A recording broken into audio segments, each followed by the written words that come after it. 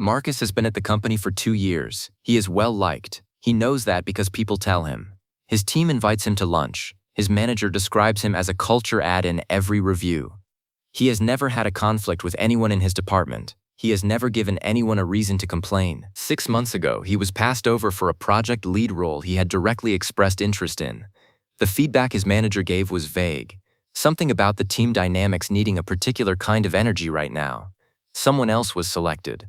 Someone Marcus had always considered friendly. What Marcus does not know is that 3 weeks before the decision was made, his name came up in a conversation he was not in. And in that conversation, something was said that was not quite an accusation, not quite a complaint, but precise enough and timed carefully enough to leave a residue. By the time the decision was made, the residue had done its work. This is not a story about a bad workplace. Marcus's company has values on the wall. His team has a group chat that is mostly memes. The person who spoke in that conversation would describe themselves, and mean it, as someone who wants everyone to succeed. This is a story about what happens inside organizations when the structure of advancement creates more competition than the social norms allow people to acknowledge openly. Here is what most employees never get told directly. In any organization where the number of senior roles is smaller than the number of people who want them, every person operating at the same level is structurally in competition with every other person at that level. This is not a personality trait. It is an arithmetic fact. It does not require anyone to be malicious. It does not require anyone to make a deliberate decision to undermine a colleague. The structure produces the behavior the way a slope produces movement. Given sufficient incline, things slide. Not because they chose to, because that is what the environment asks of them. What makes this difficult to see is that most organizations simultaneously require their employees to perform collaboration. The language of corporate life is the language of teams, of collective wins, of rising tides. People are evaluated on their ability to work well with others. The values framework rewards generosity and cooperation. And most employees, most of the time, genuinely believe in those values. They are not performing goodwill, they feel it. But feeling goodwill and acting in one's structural interest are not always the same thing. And when they diverge, the structural interest tends to win, often without the person fully registering that it has. Organizational psychologists describe this as competitive mimicry. The outward behavior of collaboration continues intact. The meetings still happen. The feedback is still offered. The interest in a colleague's project is still expressed. But underneath the visible surface, a parallel process is running.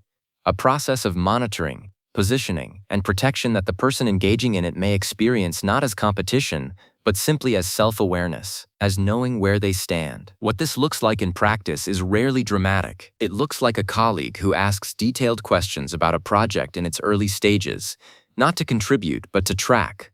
Who is ahead? Whose timeline is stronger? Where the gaps are that might matter later? The questions are indistinguishable from genuine interest. The function is measurement. It looks like a peer who offers help at the moment a project is visible and successful and becomes unavailable at the moment it encounters difficulty. Who wants their name associated with outcomes that travel upward and absent from outcomes that require explanation? The pattern is consistent enough to be a strategy. It is invisible enough to be deniable. It looks like someone who, in a private conversation with a shared manager, raises a concern about a colleague framed as worry. A genuine worry. About whether this person is quite ready, about whether the pressure might be a lot for them, about whether the team might benefit from a slightly different approach on this one. None of this is a complaint. All of it lands, and it looks like silence, strategically deployed silence. The moment in a meeting where an idea lands and the person whose support would matter most says nothing. Not opposition, just absence. Silence in organizations is not neutral. Silence at the right moment, from the right person, costs nothing and communicates precisely. None of the people doing these things would describe themselves as working against a colleague. Most of them would pass a direct question about it with complete sincerity. Because what they are doing does not feel, from the inside, like undermining. It feels like navigating, like being realistic about how things work, like protecting something they have invested years in building. This is the mechanism, not malice, not conspiracy. Self-preservation operating through the only channels available in an environment that prohibits open competition while structurally requiring it. Understanding the mechanism changes what the behavior means. When Marcus's name came up in that conversation, The person who introduced the residue was not acting from hatred.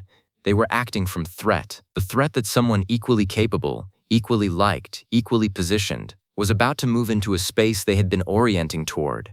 The response to that threat was not a decision. It was a reflex. A quiet, socially calibrated reflex that the organizational environment had spent years teaching them was available. Marcus interpreted what happened as a reflection on his ability. It was not. It was a reflection on what he represented to someone operating inside the same pressurized structure he was. This distinction matters because it changes the question. The question is not whether colleagues are trustworthy in the abstract. Most people are in the abstract. The question is what the structure asks of them when the stakes are concrete. And the answer to that question, in most organizations, is not the same as what the values on the wall would suggest. The employees who navigate this most effectively are not the most suspicious. They are not the ones who treat every positive interaction as a cover for something darker. That posture creates a different kind of problem. Isolation, a reputation for coldness, the loss of the genuine relationships that are in fact the most durable form of organizational protection. What they are is precise.